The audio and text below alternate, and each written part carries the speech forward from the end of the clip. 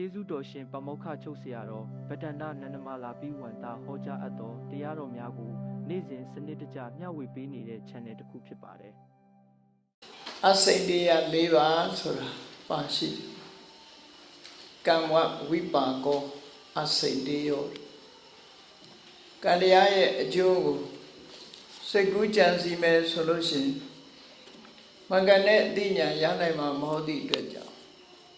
မိမိတို့ရဲ့ဉာဏ်နဲ့စိတ်ကူးကြံစီလို့လက်လန်းမမိနိုင်ထို့တူပဲဗုဒ္ဓနာဗုဒ္ဓဝိတယောအစိတ်တရားဘုရားကိုယ်တော်မြတ်တို့ရဲ့ဖရာအရာဆိုတာကိုလည်းပဲသမ္မာပုဂ္ဂိုလ်တွေမပြောနဲ့လောကမှာတကူကြီးတဲ့နတ်တွေပြမာတွေပါအပအဝင်မြတ်စွာဘုရားတို့ရဲ့အရာကိုကြံစည်စိတ်ကူးမယ်ဆိုလို့ရှိရင်ထိုပုဂ္ဂိုလ်ဟာပင်မဆင်းရဲယုံနာဖြစ်သွားမှာဖြစ်တယ်ပေါ့ကြံစည်လို့မရနိုင်ဘူးလို့ဒီလိုပြောတယ်လောကစိတ်ဓာတ်လူလောကရဲ့လောကကြီးရဲ့စမ်းကြဲတဲ့သဘာဝတရားတွေနဲ့ပတ်သက်ပြီးတော့လေကြံစီမယ်ဆိုလို့ရှိရင်အဲ့ဒီပုဂ္ဂိုလ်ဟာမှန်ကန်စွာသိနိုင်မှာမဟုတ်သည့်အတွက်ကြောင့်လောကအကြောင်းကိုစိတ်ကူးရင်းနဲ့လူဟာနောက်ဆုံးမှယူသွတ်သွားသည့်အထိအောင်ဖြစ်သွားနိုင်တယ်လို့သူတို့ဆိုတယ်အဲ့ဒီမန္တနာအဲ့ဒီဝိသယောအစိန်တေယောတကုရှင်တို့ရဲ့တကုအရာဆိုတာလေတမ္မာပုဂ္ဂိုလ်တွေကလက်လန်းမိနိုင်တာမဟုတ်ဘူးတဲ့အဲ့ဒီလိုမြတ်စွာဘုရားဟာအစိန်တေယ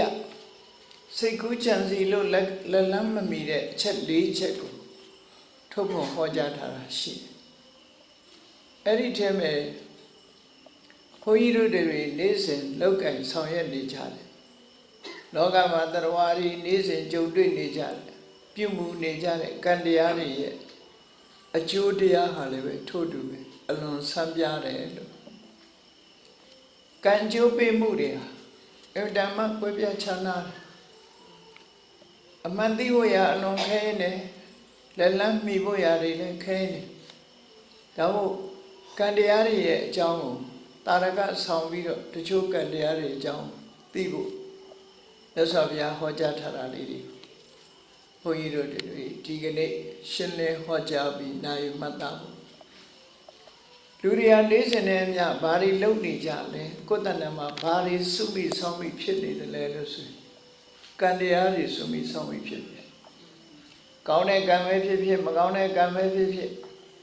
စိတ်ထဲကကြံတွေးတာတွေကလည်းကံဖြစ်သွားတယ်နှုတ်ကထုတ်ဖော်ပြောဆိုနေကြတာတွေလည်းကံအရာမြောက်သွားတယ်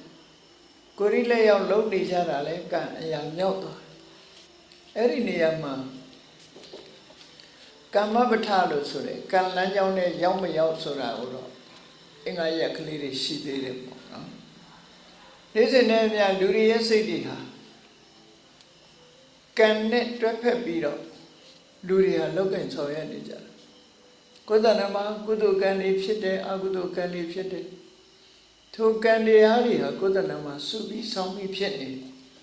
မကောင်းတဲ့အကုသိုလ်ကံတွေစုဆောင်မိနေတဲ့ပုဂ္ဂိုလ်တွေဖို့ဟာမတွေးဝန်းစရာပဲကံတရားတွေရဲ့အကျိုးပေးအလွန်ဆန်းပြားသည့်အတွက်ကြောင့်လောကမှာ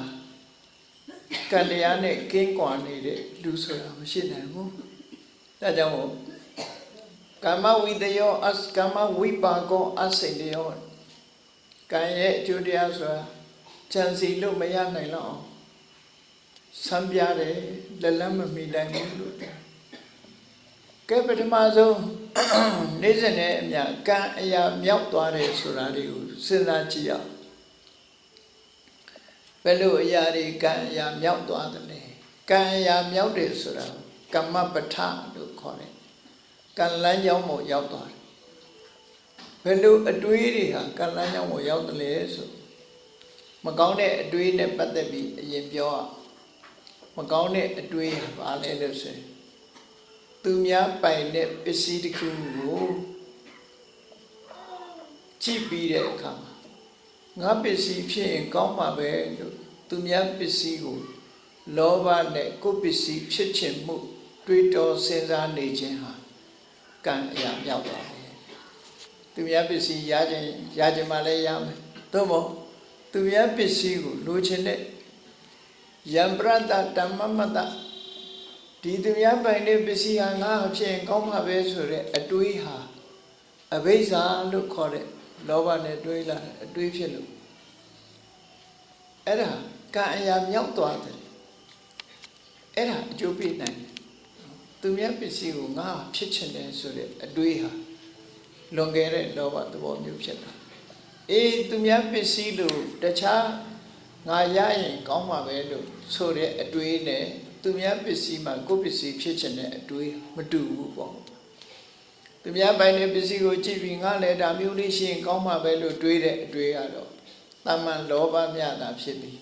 သူများပစ္စည်းကိုမှပိုင်ဆိုင်ခြင်းနဲ့လောဘဆိုတဲ့အတွေးကြတော့အဘိဇ္ဇာလို့ခေါ်တယ်အဘိဆိုတာရှေးရှုဇာဆိုတာစိတ်ကူးကြံစီခြင်းသူများပစ္စည်းကိုကိုယ်ပစ္စည်းဖြစ်ချင်တဲ့စိတ်နဲ့စိတ်ကူးကြံစီတဲ့ဒီလောဘဟာကံအရာမြောက်သွားတယ်တဲ့မနောက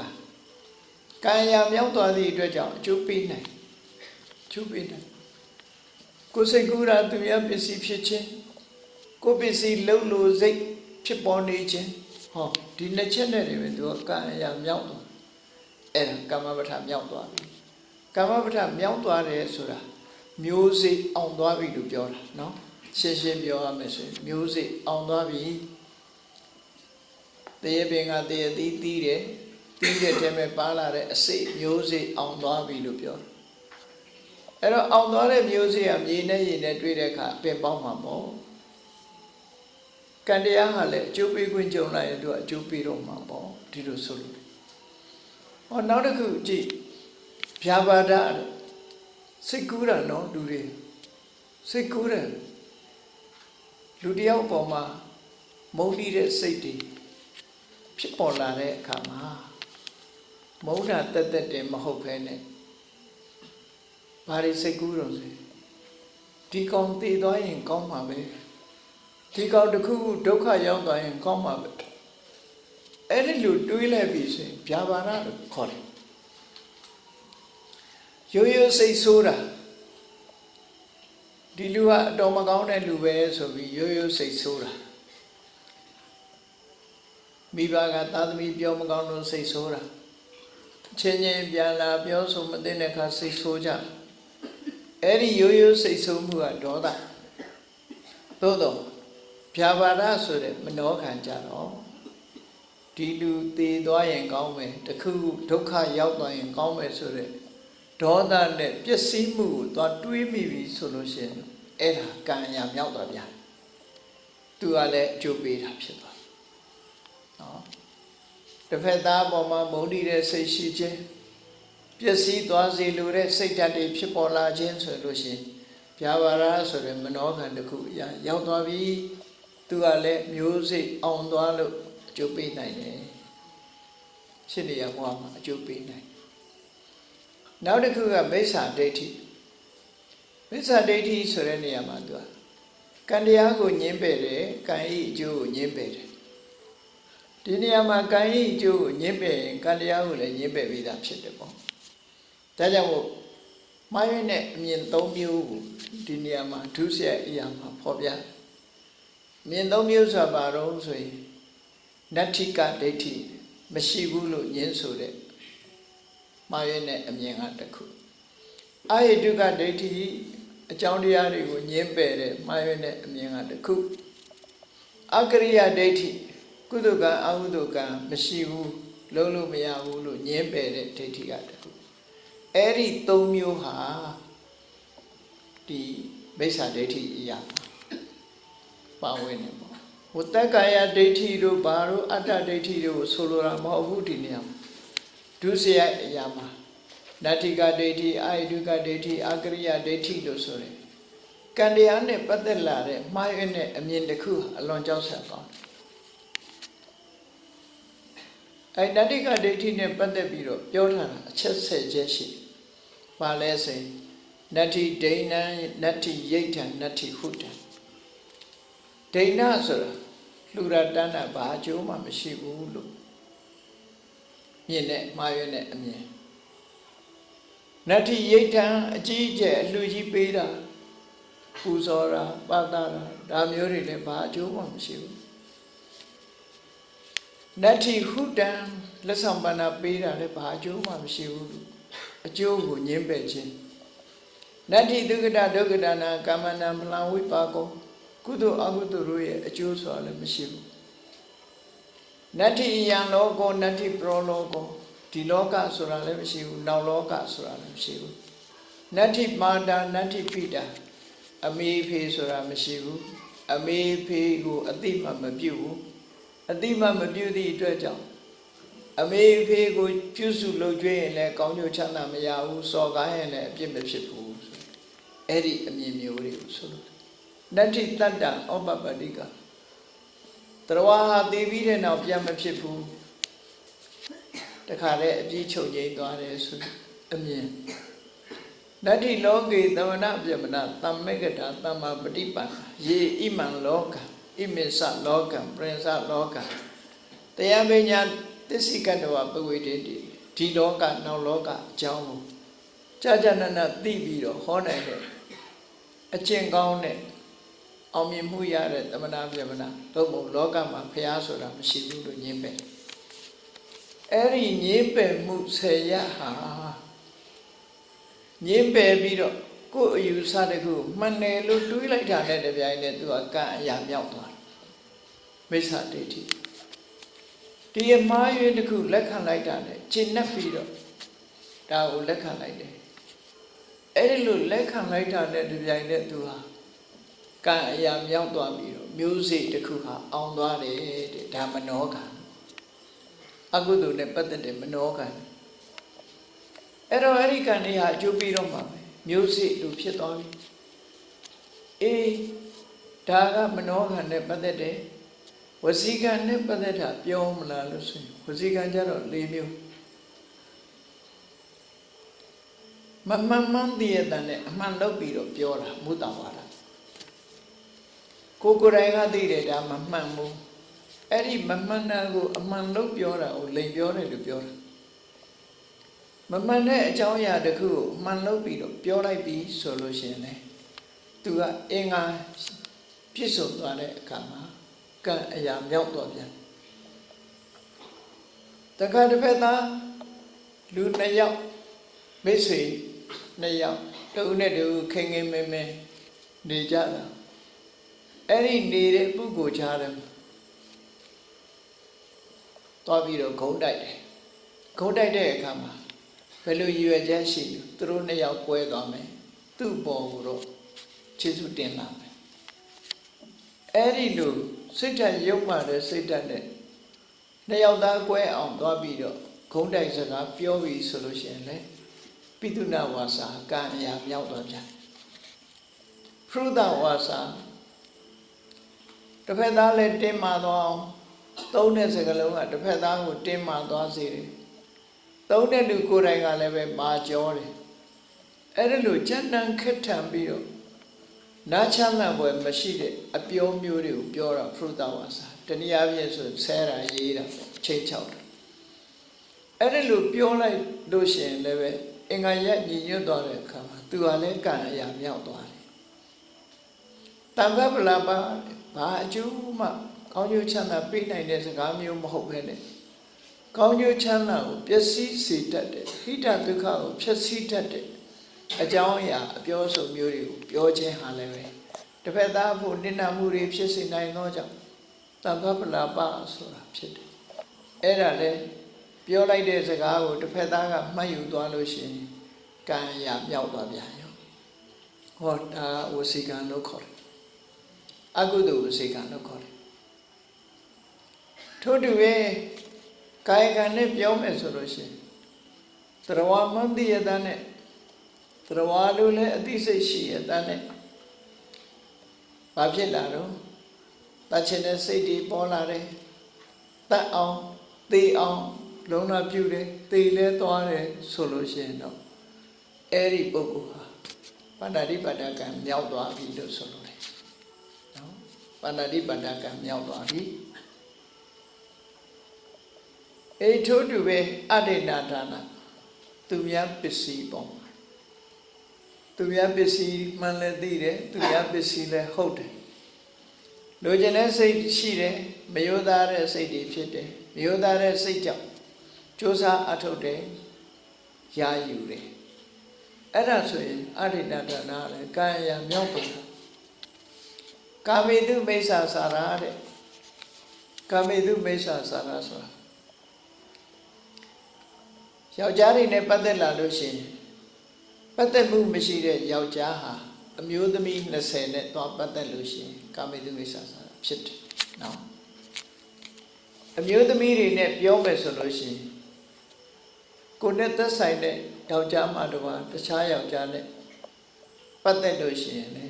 ကာမေတုမိစ္ဆာစာရဖြစ်တယ်လို့ဒီလိုဆိုနော်ဒါကြောင့်မို့ကာယကံဟာမြောက်သွားတယ်အဲ့တော့ဒီကံတွေဟာကိုယ်တဏ္ဍာမှာဖြစ်သွားပြီနေ့စဉ်နဲ့အမျှလူတွေဟာမစင်ញင်ဘူးဆိုလို့ရှိရင်အကုသိုလ်ဒုစရိုက်တွေဖြစ်နေတယ်ရှောင်ကျင်ပြီဆိုလို့ရှိရင်တော့ပါဏာတိပါဒဝေရမဏိအဋ္ဌိနာဒါနဝေရမဏိကာမေတုမိစ္ဆာစာရဝေရမဏိရှောင်ကျင်တဲ့ဝိရတိသောမဟုတ်စေရနာကံအရာမြောက်တယ်ရှောင်ကျင်လိုက်ရင်ကုသိုလ်ဖြစ်တယ်မရှောင်ကျင်ဘူးဆိုရင်အကုသိုလ်ဖြစ်တယ်ထို့တူပဲဝစီကံကလိန်ပြောတာ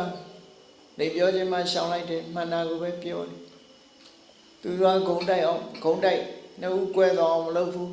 အလုံးညီညွတ်သွားအောင်ပြောရတယ်တစ်ဖက်သားကိုကြမ်းတမ်းလာအောင်ဆေးတိုက်ထွာလာလေးမလုပ်ဘူးရင်ကျေးသိမ်မွေ့စွာပြောတယ်အကျိုးမဲ့စကားမျိုးတွေကိုမပြောဘူးအကျိုးရှိတာတွေကိုသူပြောပေးတယ်ဆိုဟောဝစီကံကကောင်းတဲ့ကုသိုလ်ကံဖြစ်သွားပြန်မနောကံအနေနဲ့သူများပစ္စည်းကိုဟာဖြစ်လို့တဲ့စိတ်ကူးမျိုးနဲ့ဘယ်တော့မှမကြံစီဘူးနော်သူများပစ္စည်းပေါ်မှာမကြံစီဘူးလောဘမဖြစ်ဘူးဆိုလို့ရှိရင်အနာမိစ္ဆာတစ်ဖက်သားပျက်စီးစေလို့တဲ့စိတ်မရှိဘူးချမ်းသာကြပါစေအစဉ်ပြေကြပါစေဆိုရင်အပြပါဒဆိုတာဖြစ်တယ်ဒါမို့လူမြင်လိုက်တာနဲ့တပြိုင်နက်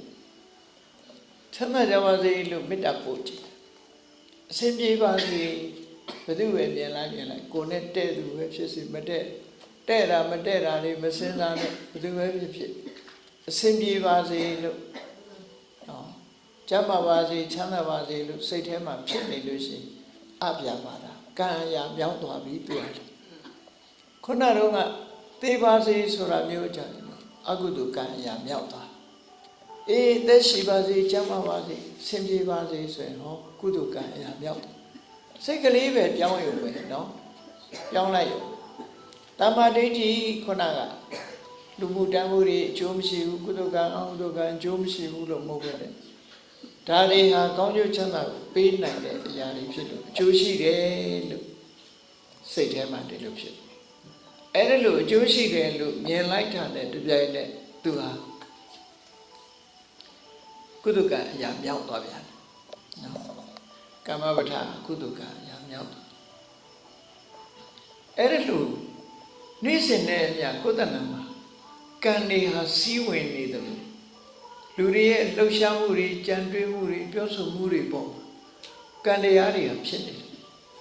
စဉ်းစားကြည့်လိုက်မယ်ဆိုရင်တစ်ပင်ကြီးတစ်ပင်ကပွင့်ပြီးတော့အသီးတွေခဏခဏသီးနေတာနဲ့မတူဘူးလားနော်အသီးတွေသီးနေတာနဲ့တူတယ်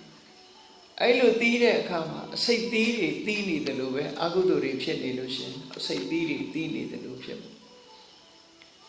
ဒီကြားထဲမှာကုသိုလ်ဖြစ်လာပြီဆိုရင်တော့ချုံမြတဲ့အာရင်ပြီးဖြိုးစေတဲ့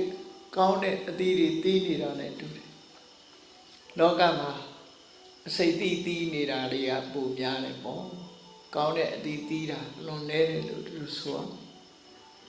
အဲ့တော့ကံကြမ္မာတွေဟာအဲ့ဒီပုံစံနဲ့နေ့စဉ်အတိုင်းဘုန်းကြီးတို့တွေရဲ့တဏ္ဍာမှာဖြစ်နေတယ်ဆိုတာတတိထားကြပါနေ့စဉ်နဲ့ဖြစ်နေတဲ့တည်းပဲကောင်းတဲ့ကံတွေလားမကောင်းတဲ့ကံတွေလားဆိုတာတတိရှိဖို့ဒီတဲ့မပူမြတ်စွာဘုရားဟောတာကုသိုလ်ကမ္မပရတရား10ပါးအကုသိုလ်ကမ္မပရတရား10ပါးအဲ့ဒီကုသိုလ်ကမ္မပရတရား10ပါးကိုကိုယ်တဏ္ဍာမှာဖြစ်မှုနဲ့လက်ခံနေတာ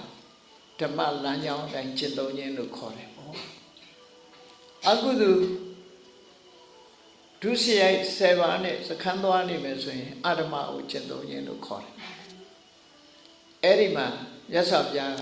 ဓမ္မနဲ့အဓမ္မခွဲခြားဟောပြောပြီးတဲ့အခါကျဓမ္မဆိုတာကဘယ်ပို့တယ်လဲအဓမ္မဆိုတာဘယ်ပို့တယ်လဲဆိုရင်နာဟိဓမ္မောအဓမ္မောသဥဘောသမဝိပါကိနောကိုယ်တဏ္ဍမှာဖြစ်လာတဲ့သူများတဲ့ကိုတတ်ချင်းဆိုတဲ့ပါဏာတိပါဒနဲ့သူများတဲ့ကိုတတ်ချင်းမှရှောင်ခြင်းဆိုတဲ့ပါဏာတိပါဒဝိရမဏိသူများတဲ့ကိုတတ်ချင်းမှရှောင်ခြင်းပါဏာတိပါဒဝိရမဏိသည်ဓမ္မသူများတဲ့ကိုတတ်ချင်းသည်အဓမ္မဟောဓမ္မနဲ့အဓမ္မကိုယ်တဏ္ဍမှာဓမ္မကိုဖြစ်ခံမလားအဓမ္မကိုဖြစ်ခံမလားဓမ္မဖြစ်အောင်လုပ်ရမလားအဓမ္မဖြစ်အောင်လုပ်နေ့စဉ်ဘဝမှာရှင်သန်နေတဲ့အချိန်အလေးနဲ့ထားစဉ်းစားဖို့လိုအပ်တယ်ပေါ့အေးအဓမ္မဆိုတာဖြစ်လာပြီဆိုလို့ရှိရင်တော့အဓမ္မောနိရယံနေတိအဓမ္မသည်ငရဲသို့ပို့ဆောင်ပေးတတ်တယ်ဘယ်သူမှပို့ဆောင်မှာမဟုတ်ဘူးဘယ်သူမပြုမိမိမှုလို့ဆိုတဲ့အတိုင်းကိုလုံးတဲ့ကံတရားကဆွဲခေါ်သွားမှာဓမ္မောပါပိတိတုတ်ကတိဓမ္မကတော့ကောင်းတယ်ဒီကဲဘုန်းကြီးတွေအခုလူဘဝလာရောက်နေကြတယ်ဘယ်သူကပို့ထားတော့ဆိုဓမ္မပို့ထားနော်ဓမ္မပို့ထားလား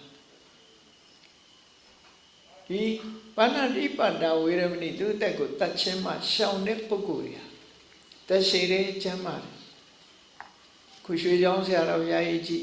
88နော်တရှိပါဏာတိပါဒကိုကျွလွန်ခဲ့တဲ့ပုဂ္ဂိုလ်ဆိုတာစဉ်းစားလာကြည့်တော့ငယ်ငယ်ရွယ်နဲ့သိတာအသာထားတခုပြောပြလူတွေနေတိုင်းတွေ့နေတယ်ငါဥကျော်ဆိုတာမစားဘူးကြဘူးလားအဲ့ဒီငါဥဆိုတာငါးဘွားတောင်မရောက်သေးခင်သေးမကုန်ဘူးလားသူတို့ငါးဘွားတောင်ဘယ်ဘွားတစ်ခုတောင်မရောက်လိုက်ဘူးသူတို့နော်ငါးလေးတွေဥဘွားကြက်ကလေးတွေကလည်းဥဘွားဒီနေ့ခေတ်ဆိုပိုပေါ်သေးတယ်ဟောကြက်ဖြစ်ဖို့ကံကနေပြီးတော့ကြက်ဖြစ်ဖို့ပို့လိုက်တာကြက်ဘွားတောင်မရောက်ဘူးသိသွားတာစောရည်သိသွားအဲ့ဒါပါဏာတိပါဒရဲ့အကျိုးဆက်တွေပဲတတိထားကြည့်ဖို့လိုတယ်အဲ့တော့လူတွေရောဒီလိုမသေးဘူးလားလို့ဆိုမိခင်ရဲ့ဝမ်းထဲမှာသိချီပြီးတော့မိခင်ရဲ့ဝမ်းထဲမှာတရားတွေဟာသိချီပြီးတော့ရောက်လာတယ်အဲ့ရောက်လာတဲ့ထဲကလူဖြစ်တာတယောက်တလေပဲဖြစ်တယ်နော်လူဖြစ်နေမွေးဖွားလာနိုင်တာတယောက်တလေပဲမွေးဖွားနိုင်တယ်မိခင်တောင်မသိခင်တည်သွားတာတွေအများကြီးရွယ်ရှိတဲ့အမျိုးသမီးရဲ့ဝမ်းထဲမှာမီလီယံလို့ပြောတယ်သတိတီဖို့တရားတွေဟာရောက်လာတာအများကြီးပဲသတိတီသွားပြီသို့တော့မိခင်တောင်မသိလိုက်ဘူးအဲ့ဒီတရားတွေတည်သွားကြတယ်ဘာကြောင့်တည်လဲပါဏာတိပါဒကြောင့်တည်တယ်တချို့ကျတော့လူဘဝရောက်လာသေးတယ်သိမကြဘူးငယ်ငယ်လေးနဲ့တည်သွားတယ်ရောက်လာပြန်တော့ကိုယ်ကာရောက်လာတာတွေရှိတယ်အကြီးမခံဘူးတပ်ပစ်ခံရတယ်တည်ဆုံးသွားတယ်တခုအဲ့တော့စဉ်းစားလာကြည့်ပါဏာတိပါဒရဲ့ကံရဲ့အကျိုးဆက်နဲ့နေ့စဉ်နဲ့အမျှလူတွေတည်ဆုံးနေတာဘလောက်များလဲတန်းချီရှိဒါလူသေးတာတန်းချီရှိတယ်ဆိုရင်တိရစ္ဆာန်တွေသေးတာတန်းချီမကောင်းဘူးအဲ့ဒါဘာကြောင့်သေကြတော့ဆိုပါဏာတိပါဒကံနေတဲ့အကျိုးဆက်တွေပဲငါဥချက်ကလေးစားတဲ့အခါတတိယကြည့်လိုက်ပါကြက်ဥလေးပဲဥလေးစားတဲ့အခါတတိယကြည့်လိုက်တရားတွေဟာတရားဖြစ်တော့မရောက်လျက်ဘူးဆိုတာဟာပါဏာတိပါဒသို့သောတရားပိပိသမဖြစ်တာသူတို့ထဲမှာအသက်ဆိုတာရှိတယ်နော်ဒါဟုတ်တချို့ကကြက်ဥအသက်မရှိဘူးလို့ထင်နေကြတရေတီသွားပြီမိခင်ရဲ့ဝမ်းထဲမှာလည်းကလလရေကြီးကစပြီးတရေတီသွားပြီအဲကလလရေကြီးအစစ်မှာတယ်ပဲသိဆုံးပျက်စီးသွားတဲ့ပုဂ္ဂိုလ်တွေအများကြီးပဲမွေးဖွားလာပြီးလူဖြစ်မှသေတာမဟုတ်ဘူးလူတော်မဖြစ်လျက်ခင်သေသွားတာတွေအများကြီးပဲလို့ဒီလိုဆို အဲ့ဒါတွေကိုအကြောင်းပြုပြီးတော့ပြောတာဒီကနေ့လူဘဝရောက်လာတဲ့လူတွေဟာကဘာမှာတန်ပေါင်း9000ပဲရှိတယ်အဲ့တန်း9000ကျော်သောလူတွေထဲမှာဒေသနဲ့မြမွေးတည်နေတဲ့ထဲမှာမွေးမလို့လူလောကကိုရောက်လာတာတောင်းအရောက်မခံမဲနဲ့မိခင်ကတော့မသိလိုက်ပဲနဲ့တည်သွားတဲ့တရားတန်ပေါင်း9000မကဘူးနော်တန်ပေါင်း9000မကဘူးအဲ့ဒါလိုများစွာတရားတွေတည်ဆုံးနေခြင်းဟာပါဏာတိပါဒကံရဲ့အကျိုးဆက်တွေပဲသူဆိုတယ်နော်ဒီဒါကြောင့်မို့လို့နေ့စဉ်နဲ့အမျှဘုန်းကြီးတို့တွေတတိထားရမှာတော့အဓမ္မဆိုတာတွေကုသဏမမဖြစ်အောင်တတိထားဖို့ဓမ္မဆိုတာတွေကုသဏဖြစ်အောင်တတိထားဖို့လိုအပ်တယ်အဲ့လိုမထားနိုင်ဘူးဆိုလို့ရှိရင်တော့အဓမ္မတွေဖြစ်များလာပြီးအဓမ္မောနိရိယနေတိလို့ဆိုတဘွားပြီးတဘွားနော်ခေါနငါဟာဒီတရီလေးတည်ပြီးတော့ဥပဝါမှာလူတွေစားခံရရတယ်နောက်တစ်ခါပြန်ဥမယ်ကဲငါတောင်ပြီးသားမဖြစ်လိုက်ရတဲ့ငါပေါင်းဘလောက်များမလဲစဉ်းစားကြည့်တိရစ္ဆာန်တွေထဲမှာတည်သွားတာတွေအများကြီးလေတရားမဖြစ်ဖဲနဲ့တရားမဖြစ်ဘူးဆိုတာအကောင့်ထဲမပေါ်တာကိုပြောတာနော်သူတို့ဟာလည်းပဲတက်ရှိတဲ့အနေအထားတစ်ခုငါဖြစ်ဖို့တာဆူးနေတဲ့အချိန်လေးမှာသိကုန်ကြအဲ့လိုပဲလောကမှာရှိတဲ့တရားတွေဟာပြီးသားမဖြစ်ဖဲနဲ့တရားတစ်ခုအနေနဲ့လောကမှာယတ္တိနိုင်စွာမရှိဘဲနဲ့သိဆုံးသွားတာတွေဟာအလုံးကိုများတယ်ဒါဟာပဏာတိပါဒကံရဲ့အကျိုးတွေပဲလို့သူဆိုကမ္မဝိပါကောအစိတ္တယောလို့ဆိုတဲ့အတိုင်းကံရဲ့အကျိုးတရားစိတ်ကူးကြံစီလို့မမိနိုင်ဘူးတဲ့လောကလူတွေဟာနေ့စဉ်နဲ့အမျှစိတ်ကကြံတွေးသမျှနှုတ်ကထုတ်ဖော်ပြောသမျှကိုယ်ရိလျောက်လောကင်သမျှတွေဟာကံရာမြောက်ပြီးတော့ဒီကံတရားတွေရဲ့အကျိုးပေးမှုကမ္မန္တတေဝိပဿတိယတိတံဟိနပဏိတတာယဆိုဒီကံတွေရဲ့အကျိုးပေးမှုနဲ့တန်တရားထဲမှာတဝဲလဲလဲဖြစ်ပြီးတော့နေချတာအဲ့ဒီကံတွေကိုသူကဥဆောင်နေလဲဆိုရင်ကိလေသာတွေကဥဆောင်ထိုကိလေသာတွေထဲမှာအဝိဇ္ဇာနဲ့တဏှာဟာအပြင်းထန်ဆုံးပဲအဝိဇ္ဇာကမျက်စိပိတ်ထားပြီးတော့တဏှာကနှောင်ယိုတဲ့ပေးထားတယ်အဝိဇ္ဇာကြောင့်ဘာမှမသိဘူးမမြင်မကန်းဖြစ်နေတဲ့အချိန်မှာတဏှာဆိုတဲ့ကျိုးကလည်းပဲတက်ပြီးတော့ဆွဲခေါ်သွားတယ်အဲ့ဒီနောက်မှာလူတွေဟာဘယ်စကားရောက်လို့ဘယ်စကားပေါက်မှမသိတန်တရားထဲမှာသွားနေကြဘာဖြစ်လို့ဖြစ်မှမသိတဲ့အနေအထားမျိုးနဲ့တန်တရားထဲမှာရှီကြားနေကြတယ်လို့တွေးကြည့်လိုက်ပါအဲ့ဒီအတိုင်းဟာအမှန်တိုင်းပဲလို့ဆိုတယ်နော်အေးအခုဘုန်းကြီးတို့တွေပါဏာတိပါဒရှောင်ခဲ့ကြလို့လူဘဝရောက်လာကြပြီလူပြီးသားဖြစ်လာကြပြီဖြစ်လာတဲ့အချိန်မှာဓမ္မများကြိုးစားအထုတ်ဖို့လိုအပ်လာတယ်ပေါ့ဓမ္မကိုကြိုးစားအထုတ်နိုင်မှကုသိုလ်ကမ္မပဋ္ဌာန်း10ပါးတိုင်းကျင့်ကြံကြိုးကိုအထုတ်ပါမှဘဝဟာကိုယ့်အတွက်ပွင့်လင်းမြင်သာပြီးတော့ကိုယ့်ကိုပုံဖော်ပြီးတော့ဘဝခရီးကိုရှောက်လန်းနိုင်မှာဖြစ်တယ်ပေါ့အသိဉာဏ်ရှိတဲ့လူသားဘဝရောက်ရှိပြီးတော့ကိုယ်ပုံစံကိုဖော်ပြီးကိုယ့်ကိုပုံသွင်းပြီးကိုကြိုက်တဲ့ပုံစံနဲ့တွားလို့ရတယ်ပေါ့ကုသိုလ်ကောင်းမှုဆိုတာကိုကြိုက်တဲ့ပုံစံနဲ့ဆိုပါစို့အဲ့ဒီလိုအသိဉာဏ်ရှိတဲ့ပုဂ္ဂိုလ်ကြီးစဉ်းစားကြည့်တချို့ကတန်တရားခီးမှာပဲပုံစံနဲ့တွားခြင်းတော့ဆိုဖျားဖြစ်ပြီးတန်တရားကတရားတွေကိုကဲချုပ်ဖို့ဆိုပြီးဘောရိတတ္တအနေနဲ့တွားကြတယ်ပါရမီဖြည့်ကြတယ်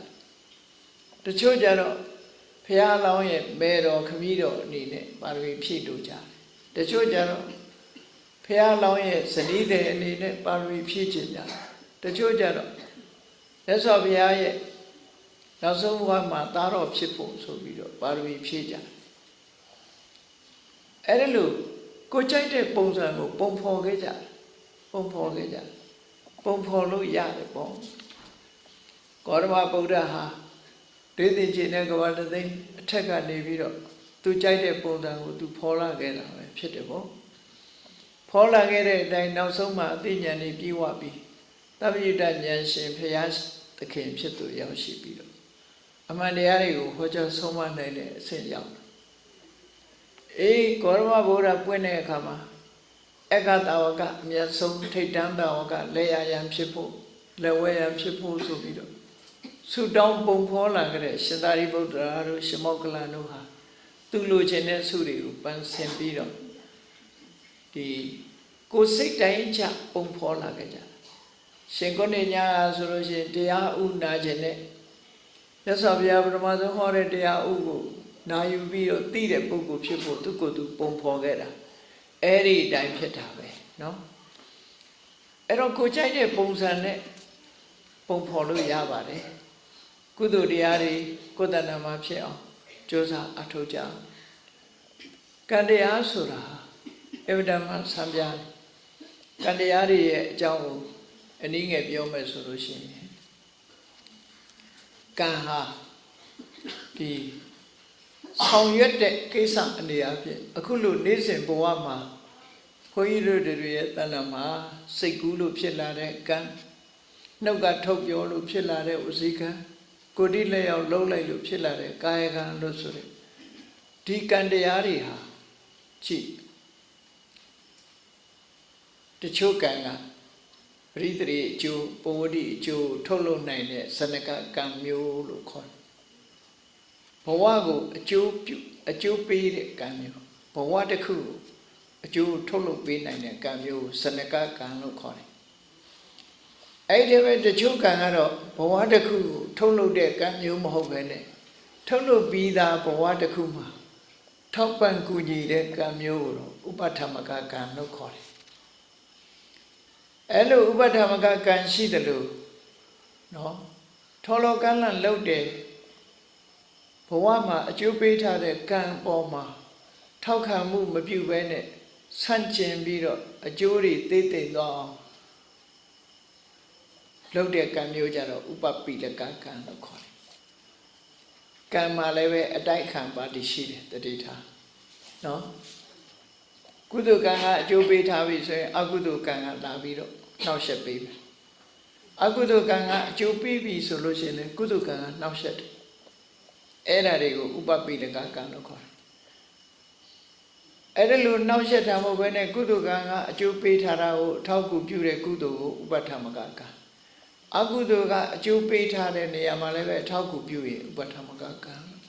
ဟောစနကကံဥပဋ္ဌမကကံဥပပိလကကံဥပပိလကဆိုတာကပ်ပြီးတော့ညှင်းဆက်နှိမ့်ဆက်တယ်နောက်တစ်ခုဥပိ္စေတကကံဆိုတာလက်ရှိကံတရားရဲ့အကျိုးဖြည့်ဆည်းပြလိုက်ပြီးတော့ကံတစ်ခုအကျိုးပေးခွင့်လုပ်လိုက်တာသို့မဟုတ်သူကိုယ်တိုင်ကအကျိုးပေးလိုက်ဖြတ်တောက်ပြီးတော့အကျိုးပေးတယ်အဲ့တော့ဘုန်းကြီးတို့တွေနေ့စဉ်ဖြစ်နေသမျှကံတွေဟာဘဝတစ်ခုကိုထုတ်လုပ်ပေးမဲ့ဇနကကံမျိုးတွေလည်းပါတယ်အထောက်အကူပြုတဲ့ဥပဋ္ဌမကကံတွေလည်းပါတယ်အထောက်အကူမပြုဘဲနဲ့ဆန့်ကျင်မဲ့လုပ်တဲ့ဥပပိလကကံတွေလည်းပါတယ်ထိုကံတရားရှင်သန်နေအောင်မဖြစ်ရအောင်ကံရဲ့အကျိုးဝင်ရောက်ပြီးတော့ဖြတ်တောက်ပြစ်တဲ့ဥပိ္စေတကကံမျိုးတွေလည်းရှိတယ်ဥပိ္စေတကကံဆိုတာဘာနဲ့တူလို့ဆိုဒုံကွင်းဒုံနဲ့တူတာပေါ့ဒုံပြန်ကြီးပြစ်တင်လိုက်ရင်ဈာလေးဖြတ်ပြီးတော့ပြစ်ချလိုက်တဲ့ဒုံတွင်ဒုံကွင်းဒုံ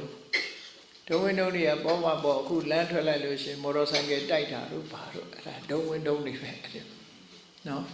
ကာအက်ဆီဒင့်နဲ့ဘာအက်ဆီဒင့်နဲ့ဆိုဂရိတ်ခေတ်မှာပိုများလာအဲ့ဒါဥပိ္စေတကကံလို့ခေါ်တယ်။သွားရင်လာရင်နဲ့အသက်ထွက်သွားကြ။သွားရင်လာရင်နဲ့အသက်ထွက်ကြ။အဲ့ဒါကံတရားတစ်ခုကအကျိုးပေးထားတာကိုဝင်ရောက်ပြီးတော့ဖြည့်ဆည်းပြလိုက်တယ်။ဆက်လက်ပြီးတော့ရှင်သန်ခွင့်မပေးတာဥပိ္စေတကကံလို့ခေါ်တယ်တဲ့။ အဲ့တော့လောကကြီးမှာ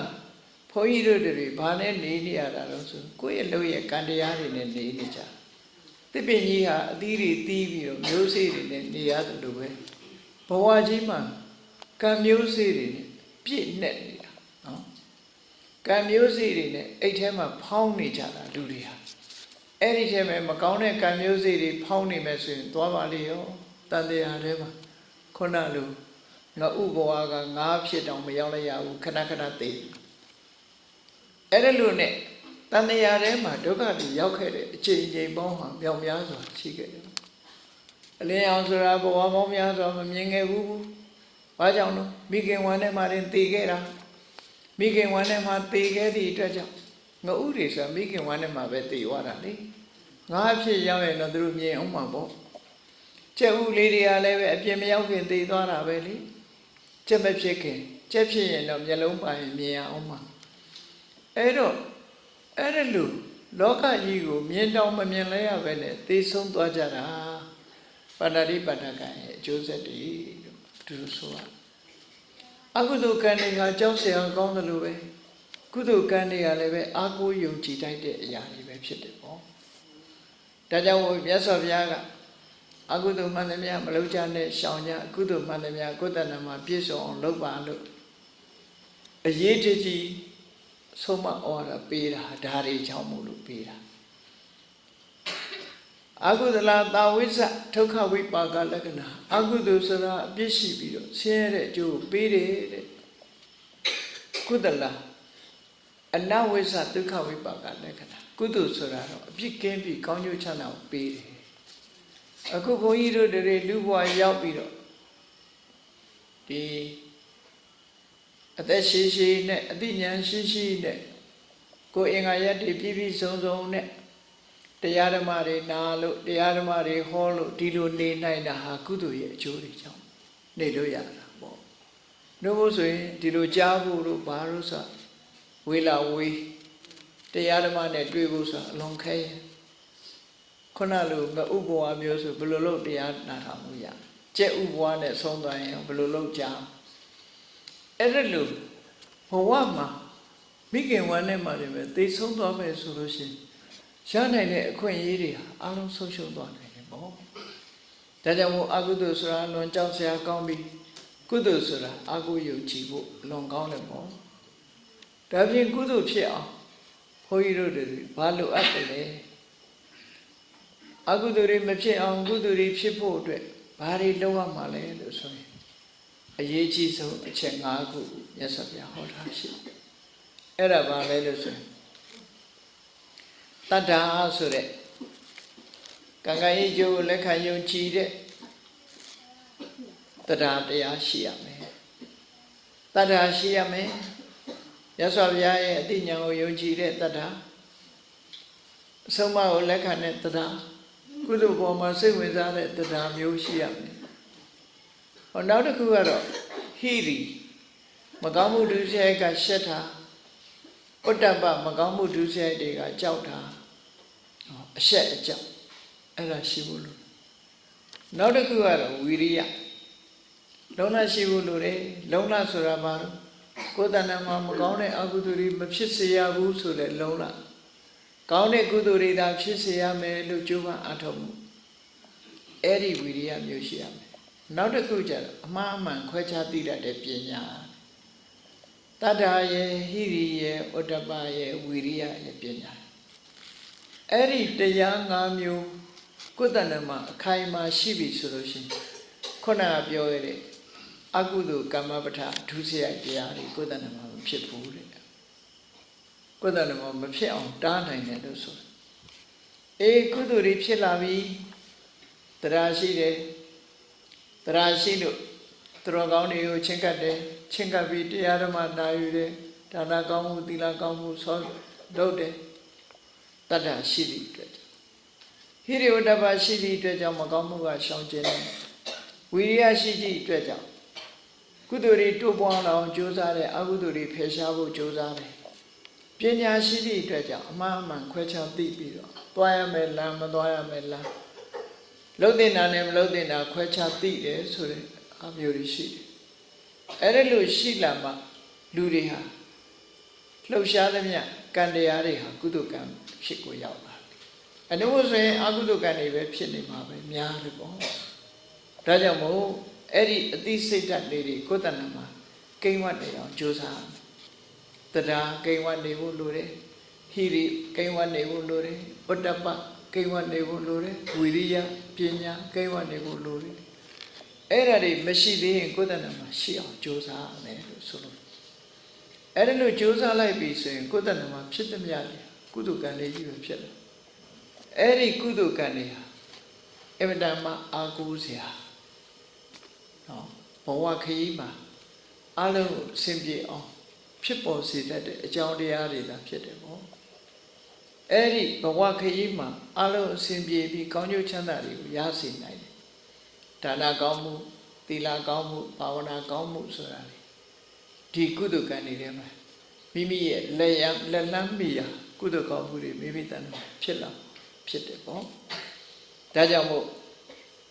ဒီတရားတွေခိုင်မာထားပြီးတော့ကုသိုလ်တရားတွေဖြစ်မြောက်ကြိုးစားအထောက်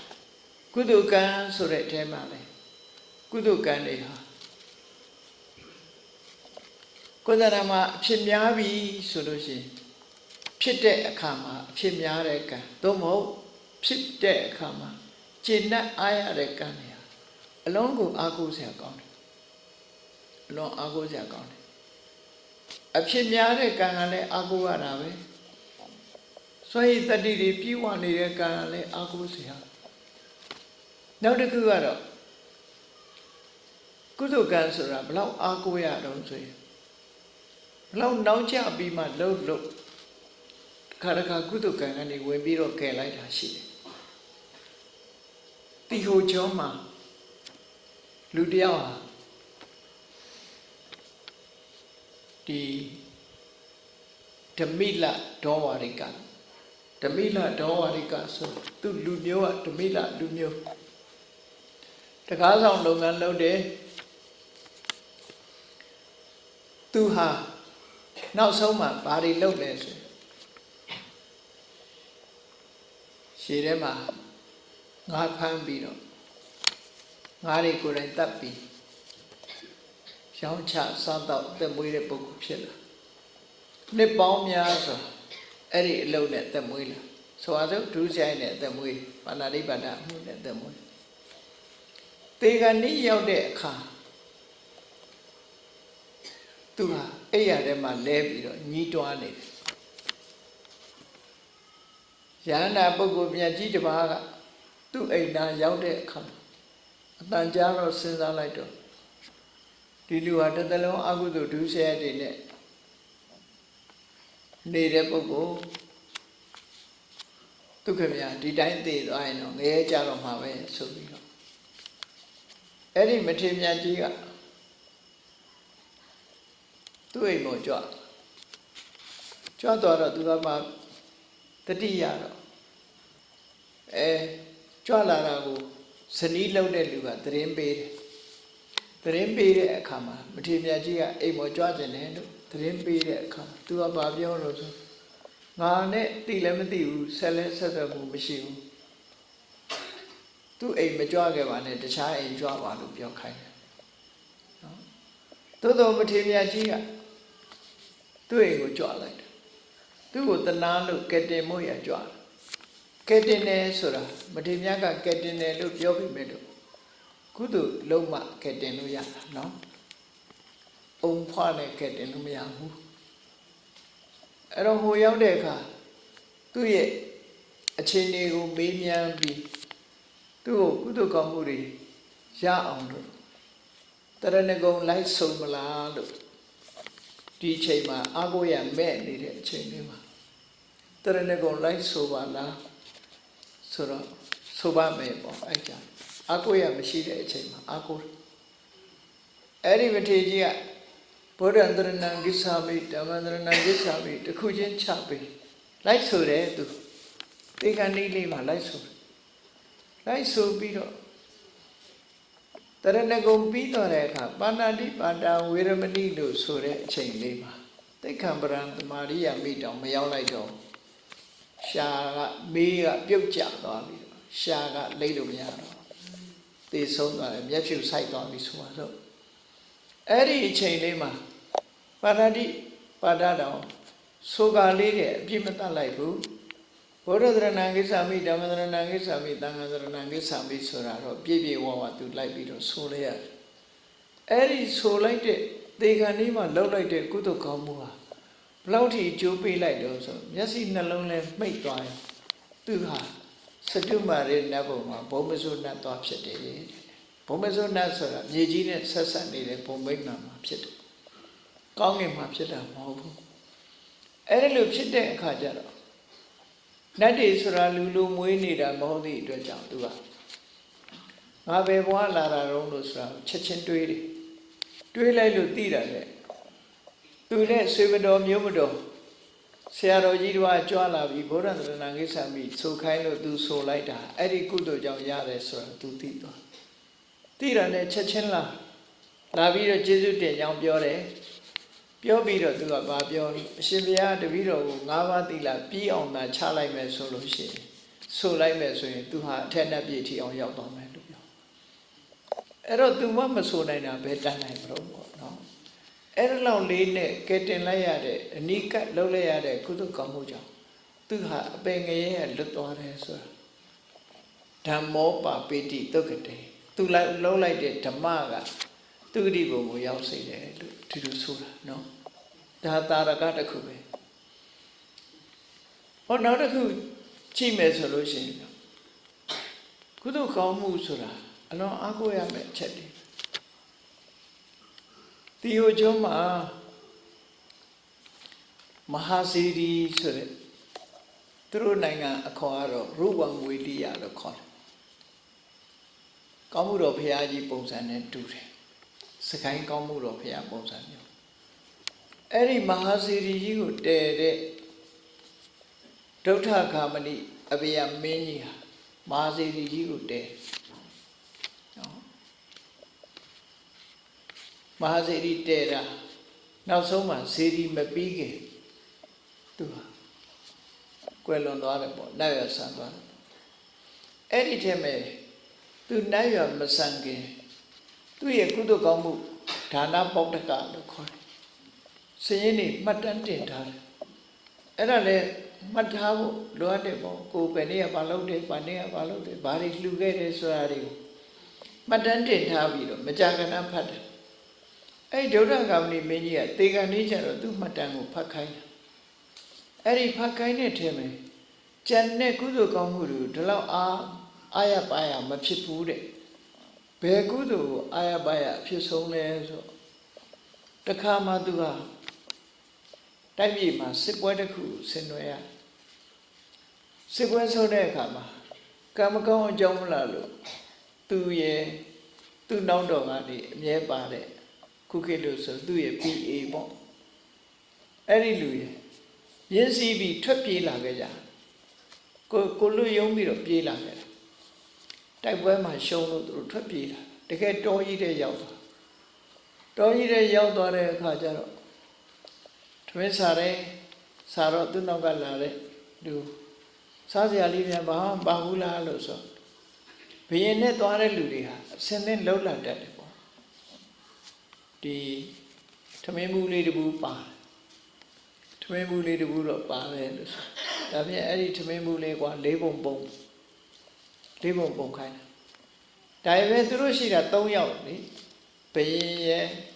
အဲ့သူ့ရဲ့နောက်တော်ပါရဲ့သူတို့စီးလာတဲ့မြင်းရဲ့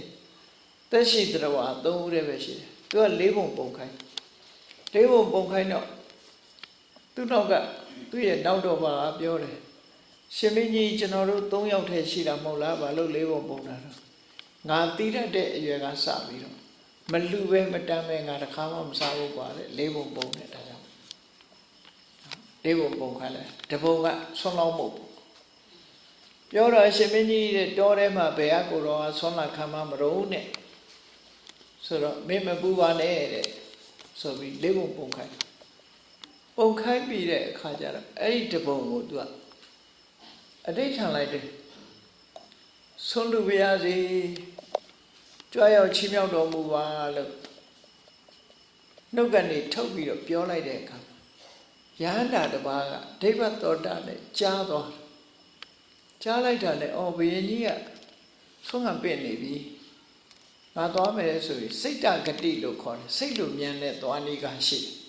ကာယဂတိဆိုတာဖြည်းဖြည်းသွားစိတ်တဂတိဆိုတာတော့ဒီနေရာပြောက်ဟိုနေရာဘွားကနေရောက်သွားစိတ်ဆိုတာလွန်လင်းမြန်တယ်လေအဲ့ဒီလိုလင်းမြန်တဲ့နှုံနဲ့သွားလိုက်တဲ့အခါဘုရင်ကြီးကအလူကကြွားပါလို့ပင့်လိုက်တဲ့စကားအဆုံးမှာပဲဘွားကနေအဲ့ဒီမထေကြီးကတပိတ်လေးပိုက်ပြီးရောက်လာတော့ကြည့်กว่าမြင်ရလားငါပင့်တာချက်ချင်းရောက်လာတယ်ဆိုပြီးတော့ဘုရင်ကြီးကတရားတရားတွေဖြည့်ပြီးတော့သူ့ဝေစုကိုပါထည့်ပြီးတော့အဲ့ဒီဆွမ်းလောင်းမဲ့ဝေစုရဲ့သူ့ဝေစုရဲ့နှစ်ပုံကိုတခါတည်းလှူလိုက်တဲ့အခါကျတော့နောက်တော့ပါကလည်းအေးဘုရင်ကြီးမစားဘဲနဲ့ငါစားလို့မသင့်တော်ဘူးငါလည်းမစားဘူးလှူမယ်ဆိုပြီးသူ့ဝေစုလည်းလှူလိုက်တယ်သူတို့စီးလာတဲ့မြင်းကလည်းပဲအဲ့ဒါတွေမြင်တဲ့အခါကျတော့မြင်းကလည်းပဲဟာမူရပြတာသူလည်းမစားပါဘူးဆိုတဲ့ပုံစံအဲ့ဒါမြင်းရဲ့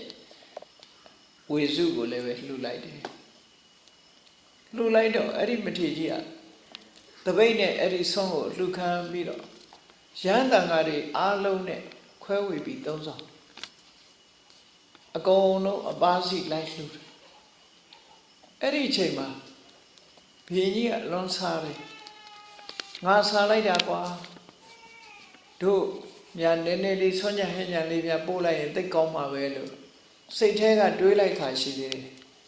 ခုနကမထေမြတ်ကြီးကသူဖုံးပေးပြီးတဲ့တပိတ်ကိုဘုရင်ကြီးစီကိုဒိဋ္ဌံပြီးတော့ပို့လိုက်တော့တပိတ်ကဘုရင်ကြီးရဲ့လက်ထဲရောက်လာနော်စွမ်းတကူရှိတဲ့ပုဂ္ဂိုလ်ကြီးလက်ထဲရောက်လာတဲ့အခါကျတော့ဝန္တာအာရပေါ့လေခုနလို3ယောက်ခွဲပြီးတော့စားတာဝဝလင်းလင်းစားရတယ်တဲ့အားလုံးအဲ့ဒီလိုဝဝလင်းလင်းစားရတာဆိုတာကိုမှတ်တမ်းတင်ထားစစ်ရှုံးတို့ကပြေးပြီးတော့တောထဲမှာပုန်းနေရတဲ့အချိန်လေးမှာဒီလှူလိုက်ရတဲ့ဆွမ်းတနတ်ကိုစိတ်ထဲမှာအလုံးကိုကြည်နူးဝမ်းသာတယ်သေကနေ့ကြတဲ့အခါဒါနပေါဋ္ဌကဆိုတဲ့တရားမှတ်တမ်းဒီဒါနမှတ်တမ်းစာအုပ်ကိုဖတ်တယ်ဘယ်ဟာမှသူ့စိတ်ထဲမှာအကျဉ်းတတ်တယ်ဆိုတာမတွေ့ရပဲနဲ့အခုလို့တောထဲမှာထွက်ပြေးရင်းကနေပြီးတော့ရှားရှားပါပါလှူလိုက်ရတဲ့ဒါနလေးကိုတော့စိတ်ထဲမှာအလုံးကိုကြည်နူးတာတဲ့အဲ့လိုကြည်နူးလို့သေကဏိကာလမှာဒါကိုဝမ်းသာအားရအလွန်ဖြစ်လို့သူဟာဒီဝမ်းသာပီတိနဲ့ပဲဘုရင်ကြီးဟာနိုင်ရဆန်သွားတဲ့အခါမှာတုတ်တိဌာနပြည့်ရောက်သွားတယ်ဒီကုသိုလ်နဲ့ရောက်တယ်လို့ဆိုပြီးကံဆိုတာမျိုးစေ့တွေမြောက်များစွာရှိတော်လဲပဲဘဝကိုအကျိုးပေးတာတစ်ခုပဲအကျိုးပေးတယ်နော်ကျန်တာတွေကဝိုင်းအောင်ပြီးတော့ပေးတာပဲဖြစ်တယ်ကံတစ်ခုကအကျိုးပေးလိုက်လို့ရှိရင်ကျန်တာတွေကအကျိုးပေးเสียမလို့တော့ဘူးပရိသေအကျိုးပေးပြီးသွားတဲ့ကံတရားဟာလည်းပဲသူ့ရဲ့စွမ်းရည်တတ္တိဟာကံအကျိုးကိုထွန်းလို့ပြီးတဲ့နောက်မှာပိုးတိလို့ဆိုတဲ့သက်ရှင်တဲ့များကာလပတ်လုံးဆက်လက်ပြီးတော့အကျိုးပေးနေတာမျိုးတွေရှိတယ်ပေါ့သို့တော့ပရိသေအကျိုးတစ်ခါပေးပြီးရင်နောက်ထပ်ပေးနိုင်စွာမရှိကြဘူးပဲကံပဲဖြစ်ဖြစ်အေးအခုဒုရဂဝဏိမင်းကြီးဟာလည်းပဲသူလူခဲ့တဲ့ကုသိုလ်ကောင်းမှုရဲ့ကုသိုလ်ကောင်းမှုကိုအလုံးကိုဝမ်းသာကြည်နူးတဲ့စိတ်နဲ့သူလှူဒန်းခဲ့တဲ့အထက်မှာအားရဆုံးကုသိုလ်ကောင်းမှုတစ်ခုအဖြစ်မှတ်တမ်းတင်ထားတာဖြစ်ပါတယ်။ဒါကြောင့်မို့ကုသိုလ်ကောင်းမှုဆိုတာအလွန်အားကိုးရတယ်။အားကိုးရတဲ့ကုသိုလ်ကောင်းမှုတို့ဘုန်းကြီးတို့တွေကြိုးစားအထောက်ကြမှာဖြစ်တယ်။အဓမ္မောနိရိယနေတိဓမ္မောပါပေတိသုတ်ကတိအဓမ္မဆိုတဲ့ဒုစရိုက်တရားတွေကအပင်ငရဲကိုပို့ဆောင်တတ်ပြီးဓမ္မလို့ဆိုတဲ့သူစရိုက်တရားတွေကကာယတိရိဘုံကိုပို့ဆောင်တတ်တယ်ဆိုတဲ့တဘာဝနှစ်ခုပိုင်းခြားပြုပြီးတော့နေ့စဉ်နဲ့အမျှကိုယ်တဏ္ဍာမှာကုသိုလ်ကံတွေဖြစ်အောင်သာကြိုးစားအားထုတ်ကြမှာဖြစ်တယ်လို့ကိုယ်စီမှတ်သားနိုင်ယူပြီးကုသိုလ်တရားဖြစ်ပွားအောင်ကြိုးစားအားထုတ်နိုင်ကြပါစေကုန်သတည်း